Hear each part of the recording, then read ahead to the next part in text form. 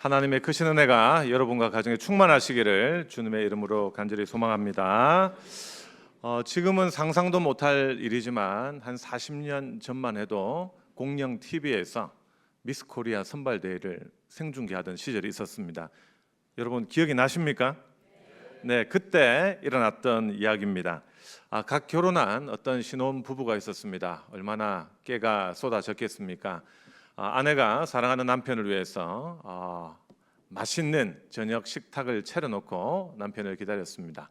이제 남편이 퇴근을 하고 같이 밥을 먹게 되었는데 하필이면 TV를 트니까 미스 코리아 선발대회가 나오고 있는 것입니다. 갑자기 밥을 먹던 아내가 남편에게 이렇게 묻습니다. 자기야, 자기는 왜 나랑 결혼했어? 이렇게 물었습니다. 저 10번처럼 키 크고 날씬해서 결혼했어? 아니면 저 16번처럼 청순하고 이뻐서 결혼했어? 이렇게 물었습니다. 이 자리에 함께 하시는 우리 남자분들 잘 아시죠? 이때가 가장 위험한 순간이란 거 말입니다. 남편은 한동안 말을 잇지 못했습니다. 한참을 고민하다가 어렵사리 이렇게 이야기를 했다고 합니다. 자기야, 나는 자기의 그런 유머 감각 때문에 결혼했어. 이렇게 이야기를 했다고 합니다. 착각은 자유라는 말이죠.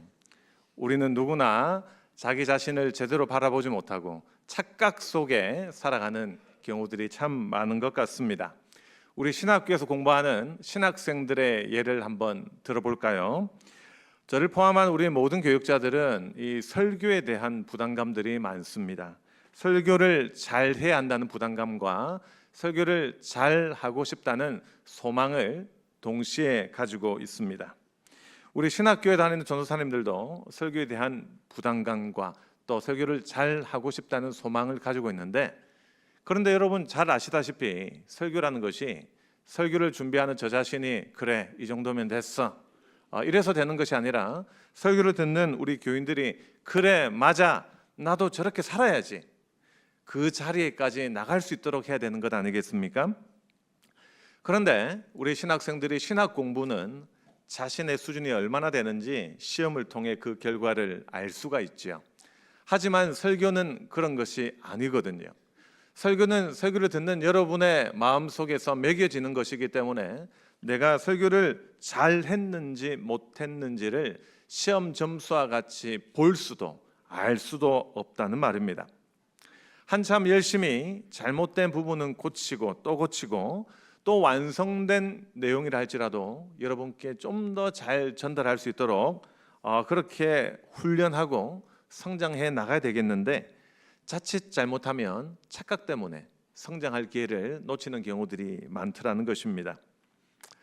제가 이제 설교를 시작했는데 한 25분 후에는 설교를 마치고 저렇게 강단에서 내려가서 우리 담임 목사님과 함께 여러분께 인사를 드리게 되겠죠. 그러면 밖에서 인사할 때 여러분 저한테 뭐라고 인사하실 겁니까? 그렇죠. 은혜 받았습니다. 감사합니다. 이렇게 인사하시겠죠. 설사 좀 은혜를 못 받았다 할지라도 새벽같이 천안에서 올라온 저한테 목사님 설교가 이게 뭡니까? 힘들어 죽는 줄 알았네. 이렇게 말씀하실 분들이 있을까요? 요즘 그런 분이 가끔씩 출몰하는 교회가 있다고 들었습니다마는 그래서 여러분 솔직한 피드백을 받기가 쉽지 않다는 것입니다. 그런데 이런 칭찬을 전부로 알고 겸손하게 끊임없이 배우고 노력하는 그 자세를 잃어버린다면 저는 결코 성장할 수 없을 것입니다. 제가 8년 동안 미국에서 이 예배학, 영어로는 Liturgical Studies, 예전학이라고 하는데요. 이 공부를 미국에 가서 8년간 했습니다. 근데 참 공부가 쉽지 않았습니다. 얼마나 어려웠냐고 하면 제가 유학 출발할 때 저의 이마 헤어라인은 여기서 출발했는데 8년 열심히 하고 나니까 여러분 보는 이 모습으로 변해져 있더라고요. 제가 살았던 동네는요, 미국의 시카고였습니다. 여러분 시카고 잘 아시죠? 바람의 도시, 윈디 시티라는 별명이 있는 곳입니다. 얼마나 바람이 센지 겨울에 제가 경험했던 최저 온도가 영하 29도였는데 그때 기상예보를 들어보니까 바람의 작용 때문에 체감 온도는 영하 50도다. 거의 뭐 굉장히 추운 날씨를 경험했습니다. 어느 정도 추위냐고 하면 여러분 차의 기어가 움직이지 않는 게 한 영하 한 29도쯤 됩니다. 이제 그렇게 제가 살았는데 제가 이제 유학생이다 보니까 제가 선택한 집은 그 동네 최저가 집이었습니다. 저희 학교 기숙사였습니다. 그 당시 이제 지은 지 한 100년 넘은 나무로 된 3층 집이었습니다. 나무로 되다 보니까 뭐 장단점이 있었습니다. 첫째는 뭐 가격이 싸서 너무 좋았지만 안 좋은 점은 딴 집의 상황을 너무나도 잘 알 수 있었고요. 조금만 귀를 기울이면 아유 저 집 남편 또 혼나는구나 뭐 이런 소리도 들리고 두 번째로 이제 좀 힘들었던 점은 쥐떼가 창고를 했습니다. 이제 아이가 어느 날 이제 일기장에 시를 한 편 적었는데 보니까 어젯밤 저희 집에 제 머리맡에서 쥐떼들이 운동회를 벌였어요. 뭐 이런 시를 지을 만큼 쥐가 많았습니다. 근데 이제 저희 집이 싸다 보니까 공간이 좁아서 세탁기를 둘 수가 없었습니다. 목욕탕에도 너무 좁기 때문에 그래서 제가 이제 짤순이 있죠. 포터블 움직이는 1, 2인용 짤순이를 구입해서 이제 저녁 식사를 하고 설거지를 하면 이제 짤순이를 연결합니다. 그래서 빨래를 하고 이제 아이를 키웠습니다. 근데 어느 날 밤 12시쯤 되었습니다. 밖에는 영하 한 17도 되는 겨울, 전형적인 겨울 날씨였고 이제 빨래를 털던 집사람이 부엌에서 생전 한 번도 들려주지 않았던 하이소프라노 비명을 지르는 겁니다. 자기야 하는데 어느 정도 크기냐고 하면 여러분 릭 배송이라는 감독이 있습니다. 이분이 만든 영화가 제5원소라는 영화가 있는데 그 영화를 보면은 외계인 여자가 나와가지고 인간의 음역대를 넘나드는 하이소프라노 노래를 호호 하면서 막 부르는 영화가 있습니다. 그만큼의 소리로 자기야 하는데 제가 속으로 이야 집에 강도가 들었구나 그 생각을 했습니다. 왜냐하면 미국에는 총기가 있잖아요. 무슨 일이야 하면서 제가 뛰쳐가니까 집사람이 경기를 하면서 땅바닥을 손가락으로 가리켰습니다. 저거 봐 하더라고요. 보니까 빨래가 바닥에 널브러져 있는데 그 가운데 아주 귀엽게 생긴 쥐 한 마리가 이렇게 죽어 있더라고요. 도대체 이게 무슨 일인가 제가 추론을 한번 해봤습니다. 이제 집사람이 이제 빨래 바구니가 집에 있으니까 쥐가 막 가다가 들어갔겠죠. 집사람은 그것도 모르고 이제 부은 거예요. 이제 뚜껑을 달고 이제 한 바퀴씩 돌리는데 처음에는 쥐가 수영으로 시작을 했겠죠. 같이 두 바퀴 세 바퀴 가다가 점차 힘이 빠져서 잠수 모드로 바뀌게 되고 결국 익사를 하게 된 겁니다. 근데 집사람이 빨래를 잡으니까 뭔가 뭉클하더래요. 그래서 뭣도 모르고 이게 털었더니 그렇게 된 것이었습니다. 근데 이게 쥐가 얼마나 영리한지 쥐틀 또 쥐약 아무리 해도 소용이 없는 거예요. 그래서 이 쥐들이 너무나도 싫어서 하루빨리 한국에 돌아오고자 그렇게 열심히 하루하루를 보냈던 것 같습니다. 그 세월이 그렇게 총 8년이었습니다. 공부하는 동안 하나님이 많은 은혜를 주셔서 또 많은 출판들을 할 수가 있었는데 근데 제가 냉철하게 제 자신을 바라보건대 저는 이 예배학이라는 과목에 아직 1%도 제대로 모른다고 생각합니다. 그런데 제가 지금 아는 이 정도 수준에 만족해버리고 연구를 그치게 된다면 저는 결코 성장할 수 없을 것입니다. 그죠? 그래서 매년 같은 강의안이 아니라 매년 성장하려고 하는 그 자세를 가져야만 학자로서의 퀄리티를 유지할 수 있을 것입니다. 그런데 우리 신앙생활도 마찬가지라는 겁니다. 우리는 끊임없이 배우고 익혀야 합니다. 그래서 우리 모두가 그리스도의 장성한 분량에 이르기까지 성장해야 합니다. 그런데 우리 중에 어떤 분들은 과거 특별한 신앙의 경험 때문에 현재의 신앙생활에 손해를 보는 분들이 계십니다. 10년 전, 20년 전 교회 열심히 봉사하고 헌신하고 신앙의 특별한 훈련 과정에 참여한 것이 내 마음속에 일종의 공력으로 남아 있는 거예요. 그래서 우리 목사님들께서 성도님 이 과정 한번 열심히 해봅시다. 전도팀 한번 해봅시다. 뭐 이런 말씀을 드리면 아니 목사님 제가 이래봬도 소시적에 그거 다 뗐어요. 성경 공부 무슨 과정 다 졸업했어요. 이렇게 말씀하시면서 과거의 신앙에 안주하는 분들에게는 신앙이 성장하는 것이 아니라 퇴보하게 되어 있는 거예요. 이것이 무서운 겁니다. 신앙생활에 있어서 겸손하게 끊임없이 배우고 익히려는 태도는 우리의 마지막 숨을 거두는 그 순간까지도 잃지 말아야 합니다. 여러분, 이런 이야기 들어보셨어요? 전 세계 부모님들 가운데 어느 나라 엄마가 가장 사랑이 넘치고 헌신적인 엄마인가? 저는 단언할 수 있습니다. 우리 한국의 엄마가 세계 최고라고 생각합니다. 왜냐하면 저희 집에 저희 어머니만 봐도 얼마나 자녀를 위해 희생적이고 헌신적인지. 아마 여기 계신 우리 어머니들 정말 본인은 먹지도 입지도 못하면서 자녀들 교육에 최선을 다하셨으리라, 그런 생각이 듭니다. 제가 유학을 갔을 때 한 1년 반 만에 저희 어머니가 말기암에 걸리셨어요. 그래서 이제 저희 어머니가 수술을 하시고 보험금이 좀 나왔나 봐요. 그 보험금을 어머니가 보내주시면서 주의 종, 또 유학하는 공부하는 아들을 도와야 되겠다는 생각이 드셨나 봐요. 그래서 이제 보내주시면서 이제 수술한 상태로 통화를 했습니다. 그때 제 어머니의 목소리가 아직도 귀에 생생합니다. 야야, 엄마는 아프지만 그래도 니한테 뭔가 줄 수 있어서 행복하다 했던 어머님의 말씀이 생각이 납니다. 근데 괜한 이야기를 한 것 같습니다.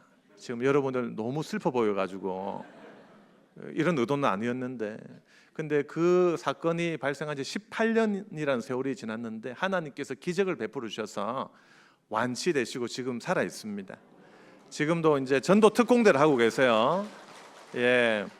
근데 이제 이 이야기를 하려고 한 건 아니고요. 이런 한국의 엄마들이 자녀들이 들어갔으면 하는 대학을 생각하면서 어떤 우유를 먹이는가, 이 퀴즈를 내려고 제가 이 이야기를 했습니다. 여러분, 유치원생에게 엄마가 자녀가 들어갔으면 하는 대학을 생각하면서 이 우유를 먹인다고 합니다. 어떤 우유죠? 그렇죠, 서울 우유입니다. 서울대를 믿음으로 바라보면서 어떤 분은 입술의 고백이 중요하다고, 내 귀에 들린 대로 내가 행할지라는 그 말씀을 인용하면서 들어갈지어다 하면서 이렇게 우유를 먹이는 엄마도 있다고 합니다. 이제 6년의 세월이 지났습니다. 중학생이 되었어요. 중학생에게 먹이는 우유, 어떤 우유입니까? 그렇죠. 어떻게 하셨어요? 답을. 연세 우유를 먹인답니다. 6년간 공부시켜보고 학원 보내보니까 느낌이 왔대요. 좀 조율이 필요하다는 생각이 들었답니다. 이제 3년이 지났습니다. 고등학교 1학년에게 먹이는 우유, 어떤 우유요? 맞습니다. 서울 분이라서 그런지 좀 아시네. 네, 건국 우유를 먹인다고 합니다. 서울 상위권 대학의 남아도라는 그 마음을 우유 한 팩에 담았답니다. 고등학교 2학년이 되었습니다. 고등학교 2학년은 어떤 우유 먹나요? 아직 거기까지 안 갔습니다. 삼육두유를 먹인다고 합니다. 수도권의 남아도라는 열망을 두유 한 팩에 담았다고 합니다. 이제 마지막까지 왔어요. 고등학교 3학년이 되었어요. 고등학교 3학년에게 먹이는 우유는요? 그렇죠, 저지방 우유를 먹인다고 합니다. 근데 여러분, 저의 억양을 들어보면 저는 어느 지방 사람입니까? 그래도 이렇게 서울 냄새가 좀 안 납니까? 안 난다고요? 그래도 2년 살았었는데 안 나는가 봅니다. 예, 맞습니다. 저는 저지방 사람입니다. 근데 제가 이 이야기를 처음 들었을 때 너무나도 기분 나빴습니다. 저지방 사람이니까요. 너무나도 서울 중심, 수도권 중심적인 이야기가 아닌가 하는 그 불만과 화가 제 마음속에 치밀었습니다. 그런데 곰곰이 생각해 보니까 굉장히 현실적인 이야기라는 생각을 해봤습니다. 왜냐하면 우리가 살아가면서 어느 정도 목표를 수정할 수 있지 않습니까? 그죠? 자기 형편에 맞추어서 말입니다. 그러나 예수님을 닮아가는 과정인 우리의 신앙생활은 달라야 합니다. 우리 심령은 늘 새로워져야 합니다. 늘 말씀을 사모하고 배우기를 사모해야 합니다. 배우기를 멈추는 그 순간 우리의 신앙은 퇴보하게 되어 있습니다. 과거에 여러분이 회심했던 경험이 중요하죠. 과거에 어떤 목사님께 세례받았고 어떤 교회가 모 교회이고 어떤 과정을 수료했다, 참 귀한 삶이었지요. 하지만 더 중요한 것은 이겁니다. 그렇다면 지금 현재 여러분의 신앙의 상태는 어떠한가 하는 겁니다. 지금 여러분의 모습 어떠합니까? 우리 공동체의 모습은 어떠한가요? 우리가 계속해서 성장해 나가야 되는 동기를 부여하는 여러 이야기들이 있지요. 세계적인 화가 피카소, 여러분 잘 아실 겁니다. 이 피카소는 90살이 되도록 왕성한 창작 활동을 했다고 합니다. 기록에 따르면 이 할아버지가 새벽 3시까지 자기 화실에서 그 캔버스에 그렇게 그림을 그렸다는 이야기를 읽었던 적이 있습니다. 여러분, 우리 한국의 어려운 경제 형편상 60전으로 우리가 다 은퇴를 하게 되는데 90살 되도록 개인이 성장했다는 이야기가 참으로 인상 깊고 감동적입니다. 세계 역사상 최고 화가 중 한 분으로 손꼽히는 미켈란젤로도 90살 때 성 베드로 성당에 벽화를 그렸다고 합니다. 여러분 잘 아시는 독일의 대문호 괴테는 파우스트를 82세 때 완성했습니다. 독일의 신학자이자 또 유명한 또 선교사였던 알버트 슈바이처 박사는 80대 중후반에도 아프리카에서 의료 선교 활동을 했습니다. 무슨 말입니까?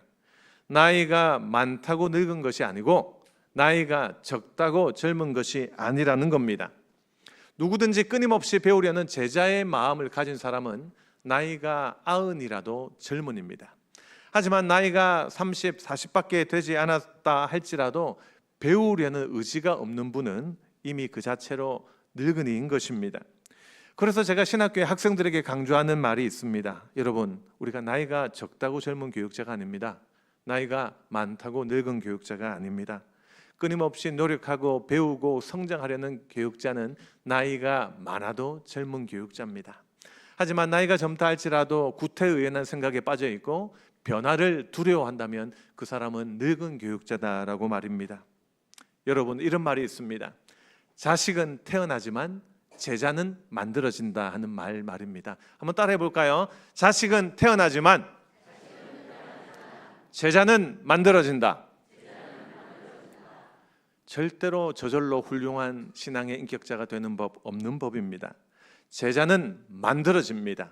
마치 모난 돌이 다듬는 그 창작가에 의해서 다듬어지고 두드림을 당하고 마름질을 당해야 멋있는 예술 작품이 나오듯이 제자란 스승에 의해 다듬어지는 존재인 것입니다. 흔히 우리가 간과하기 쉬운 점이 있죠. 내가 교회 열심히 출석하고 세월이 흐르고 연륜이 쌓이면 영적인 성장도 저절로 이루어진다는 생각을 하게 됩니다. 그래서 어느 정도 신앙의 경력이 붙으면 제자로서의 태도를 버립니다. 더 배우고 성장하려 하지 않죠. 우리가 결코 놓치지 말아야 할 자세가 있다면 바로 배우려는 자세입니다. 왜냐하면 이걸 놓치는 순간 주님께서는 우리를 사용하시기 기뻐하시지 않을 것이기 때문에 말입니다. 성경에 이렇게 적혀 있죠. 오늘 우리가 함께 읽었던 본문 15절을 한번 같이 읽겠습니다.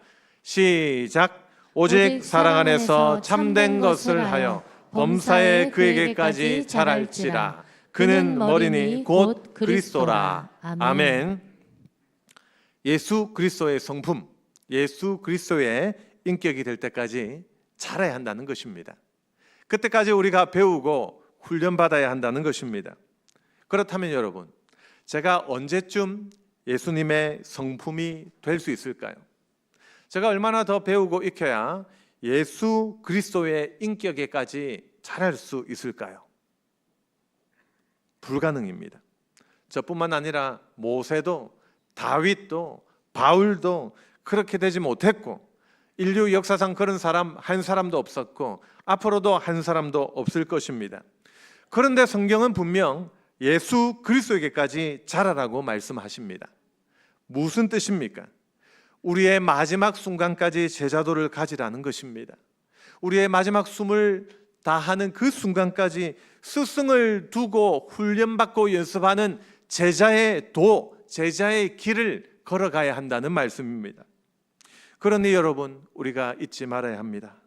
영적 성장은 절대로 저절로 되는 것이 아니라는 겁니다. 교회에 열심히 다니고 부지런히 그렇게 빠지지 않고 출석하고 그래서 시간이 지나면 자연스럽게 믿음이 성장할 것이라고 생각하시면 안 된다는 것입니다. 왜 성경이 먼저 된 자 나중되고 나중된 자 먼저 될 수 있다고 하시는지를 여러분 분명히 기억하시라는 겁니다. 영적인 성장과 바른 믿음은 절대로 시간이 흐른다고 자동적으로 되는 것이 아닙니다. 그런데 문제는 이 땅에 많은 크리스천들이 있지만 훈련도 제대로 받지 않고 다듬어지지 않았음에도 불구하고 열심만 가지고서 마치 자신이 훌륭한 신앙의 인격자가 된 것이냐 생각하는 것이 문제라는 것입니다.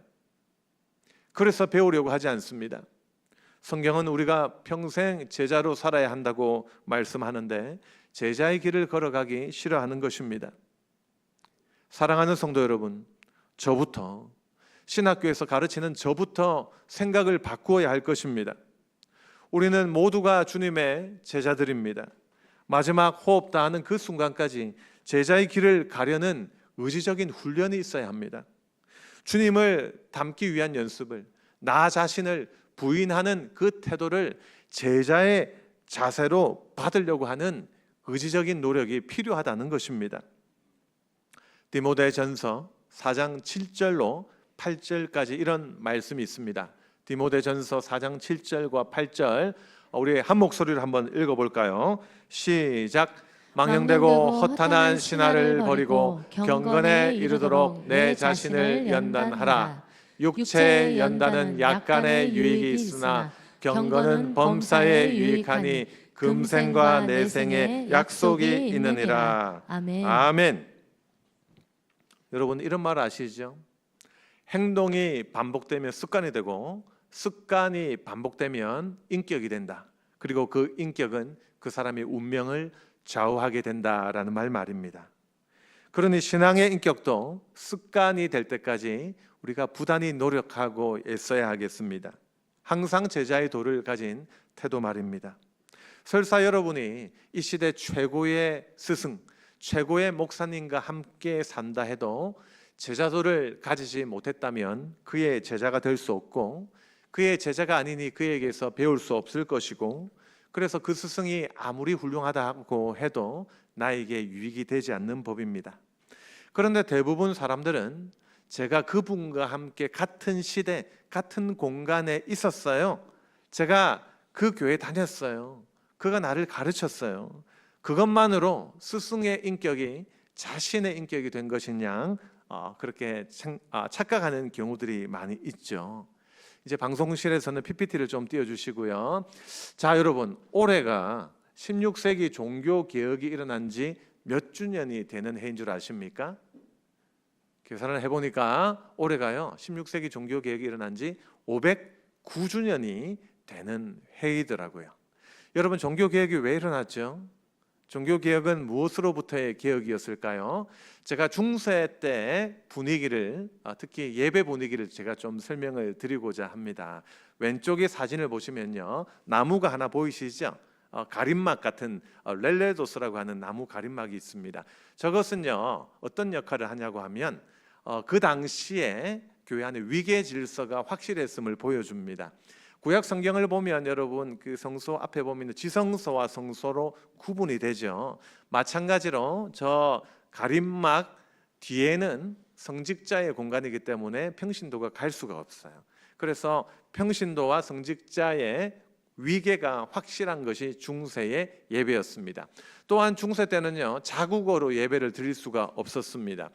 여러분 유럽에는 수많은 나라들이 있죠. 영어, 포르투갈어, 이태리어, 독일어, 프랑스어 많잖아요. 근데 여러분 그때 예배의 공용 언어는 라틴어였어요. 여러분 이게 말이 쉽지 얼마나 예배 드리기가 어려웠을까요? 여러분 지금 우리도 일제치하를 겪었는데 한국 분들이잖아요. 한국 분들 앞에서 제가 일본말로 도저 요리시쿠 신주쿠 구다사이 하이 뭐 이렇게 하면 여러분 지금 이해를 하시겠습니까? 참고로 저는 일본말 하나도 할 줄 모릅니다. 그냥 어디서 들은 건 있어가지고 풍어를 한번 읊어봤습니다. 마치 중세 예배 이런 우습고도 슬픈 장면이 때때로 연출되기도 했다는 겁니다. 다음 화면 보시면요, 혹 에세님 콜포스 메옴 이게 이제 라틴어인데 이것은 나의 몸이다. 이제 거양 성체를 하는 모습이에요. 로마 가톨릭에서는 화채설을 가르치죠. 주님의 보이지 않는 몸과 눈에 보이지 않는 빵과 잔의 substance, 본체가 눈에 보이지 않는 주님의 몸과 피의 substance로 트랜스했다는, 지방도 여러분 트랜스 지방 별로 안 좋잖아요, 그죠? 그게 이제 transubstantiation이라고 하는 화채설이에요. 사람들은 말씀으로 이제 은혜를 받을 수가 없으니까 이제 화채설 하는 엘리베이션이라고 하는 거양성취할 때 주님 임재하셨구나, 나는 은혜 받았네라고 착각을 하는 거예요. 그러니까 말씀을 통해서 진정한 제자로 성장하는 기회를 막았던 것이죠. 자, 그리고요, 그 다음 화면을 한번 보실까요? 다음 화면을 보시면 사람이 건축을 하지만 생각을 담았어요. 하지만 건축한 후에는 건물이 사람에게 메시지를 전합니다. 근데 그 중세 때 장면을 보면, 단면들을 보면 그 사람들이 어떤 잘못된 교리적 생각을 가지고 있었는가를 알 수가 있습니다. 자, 여러분, 이제 화면 속에 왼쪽은요, 예배당으로 따지면 저 뒷면을 말합니다. 그리고 오른쪽 동그란 부분 있죠? 이것은요, 예배당 앞부분을 말합니다. 그러니까 뒤에서 앞으로 온다는 것의 의미가 뭐예요? 좌측에서 우측으로 간다는 그런 의미겠죠. 자, 이제 여러분이 저를 좀 도와주셔야 됩니다. 눈을 크게 뜨시고 오른쪽에 빨간 네모가 보이십니까? 뭐라고 적혀 있죠? 화살표로 하이 알타라고 주재단으로 써져 있습니다. 여러분, 왜 가톨릭에서는 재단이라고 그렇게 이야기를 했죠? 자, 이게 지금 우리 재단이라고 합니까? 강대상이라고 표현하죠. 설교단이라고 표현하죠. 왜 로마 가톨릭에서는 제대라고 할까? 희생제사의 개념을 가지고 있는 거예요. 그래서 매 미사 때마다 주님께서 희생을 당하시는 희생제사의 개념을 가지고 있는 거죠. 근데 여러분, 신약 성경을 많이 읽으신 여러분들은 잘못을 지적하실 수가 있죠. 예수 그리스도께서는 갈보리산 언덕 그 십자가 위에서 우리 모두의 죄를 단번에 온전히 그렇게 속죄하셨지 않습니까? 그죠? 자, 그렇기 때문에 우리 프로테스탄트의 마음에는 이 제대가 큰 게 하나만 있어도 마음이 좀 불편한데, 눈을 크게 뜨시니까 사이드 알타라고 적혀 있는 게 한 몇 개 정도 눈에 보이세요? 여러 개가 보이시죠? 좌우에. 그러니까 이제 여러분 유럽에 관광을 가셔다 보면 중세 때 지어진 성당 보면은 저기 사이드 알타가 있는 거예요. 근데 왜 그렇게 부속 재단이 교회에 여러 개가 있었을까요? 자, 그 당시 사람들은요, 죽은 가족들의 운명에 대한 그런 관심이 컸습니다. 근데 여러분, 한번 여쭙겠습니다. 우리가 죽은 가족을 위해서 기도하면 역사가 일어나나요? 효력이 발생하나요? 아니죠. 자, 우리가 죽은 사람을 위해서 할 수 있는 것은 아무것도 없습니다. 그렇기 때문에 우리가 부모님 살아계실 때 더욱더 효도해야 되고, 또 가족 가운데 믿음이 없는 분이 계시다면 살아계실 때 복음을 전도할 수 있도록 우리가 최선을 다해야 되는 거잖아요. 근데 그 당시 교회는 면벌부를 팔면서 성도들에게 잘못된 교리를 가르쳤는데, 그건 뭐냐면 이제 목사님, 그러니까 그 당시 사제를 모셔다가 사이드 알타에서 봉헌 미사를 드려주려는 거예요. 그 봉헌 미사는 뭐냐면 죽은 사람의 영혼이 이제 면벌부 구입했고 예배 드렸기 때문에 연옥에서 뿅 하고 천국으로 이동한다는 그것을 잘못된 가르침을 가르친 거죠. 이걸 가르치기 위해서 또 잘못된 교리를 만들었는데, 보석 교리라는 것을 만들어서 초대교회부터 지금까지 하늘 창고 안에는 성도들과 성인들의 공로가 가득 차 있기 때문에 그렇게 면벌부 구입해서 기도하면 그 공로를 받을 수 있다는 잘못된 가르침을 가르쳤던 거예요. 그러다 보니까 이제 종교개혁자들이, 보다 못한 종교개혁자들이 오직 의인은 믿음으로 말미암아 살리라라는 이 말씀의 기치를 가지고 예배의 개혁과 또 교리의 개혁을 위해서 목숨을 걸고 투쟁을 했던 것입니다. 특별히 종교개혁가들은 예를 추구하는 예배를 주장했습니다. 성찬을 지켜보는 것만으로 구원을 얻을 수 있는 것이 아니라 우리의 마음이 깨어져야 되고, 우리의 마음이 진정 하나님을 바라보고 믿는 것이 바른 신앙이다라는 것을 주장했던 것입니다. 우리가 이 말씀대로 이 현장에서 실천하고 성령의 열매를 맺으면서 사는 것, 자, 이것들이 구원받은 신자의 증표임을 주장했던 것입니다.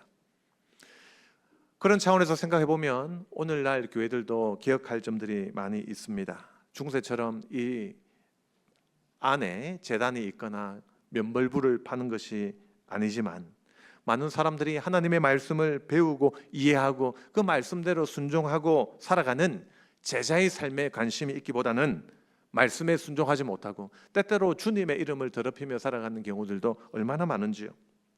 사랑하는 성도 여러분, 우리도 진솔하게 우리의 내면을 한번 살펴봤으면 좋겠습니다. 나의 신앙생활의 태도는 어떠한가 하는 점 말입니다. 저 같은 목사도 우리 장로님들도 성도님들도 하나님 말씀 앞에서 매일같이 자신을 쳐서 복종시키고 계속 배우고 훈련받으려고 하는 제자의 도를 가지고 있지 않다면 우리의 태도를 바꾸어야 합니다. 저는 어떤 목사님께 배웠어요. 저는 신사참배로 옥에 갇혔다가 추록하신 목사님께 세례받았어요. 이런 것에만 자부심을 가지고 그것으로 그분의 신앙과 인격이 내 것인 양 착각하시면 안 된다는 겁니다. 제자로서의 교육과 훈련을 잘 받아서 그분의 인격과 신앙이 나 자신의 삶 속에서 나타나지 않는다면 의미가 없는 것입니다. 우리는 믿음으로 구원을 받습니다. 하지만 진정 구원받은 사람은 삶 속에서 성령의 열매를 맺으면서 살아갑니다. 역으로 생각하면 내게 경건의 모양은 있지만 경건의 능력은 부인하며 살아가는 경우들이 얼마나 많은지 모른다는 겁니다. 자녀는 엄마 뱃속에 10달 동안 가만히 있어도 하루아침에 태어납니다. 하지만 제자는 태어나지 않고 만들어집니다. 예수님을 믿는다고 다 예수님의 제자가 되는 것 아닙니다. 제자는 만들어지는 것입니다. 아무리 오랫동안 예수님을 믿어도 제자로서의 태도로 훈련받지 않고 다듬어지지 않으면 그리스도의 인격을 소유할 수 없는 겁니다. 그렇습니다. 훌륭한 신앙의 인격자는 저절로 태어나는 것이 아닙니다. 훌륭한 믿음의 사람이 따로 있는 것 아닙니다. 그래서 우리에게 소망이 있습니다. 저절로 되는 것이 아니기 때문에 꼭 믿음의 가정에서 태어나야만 하는 것 아닙니다.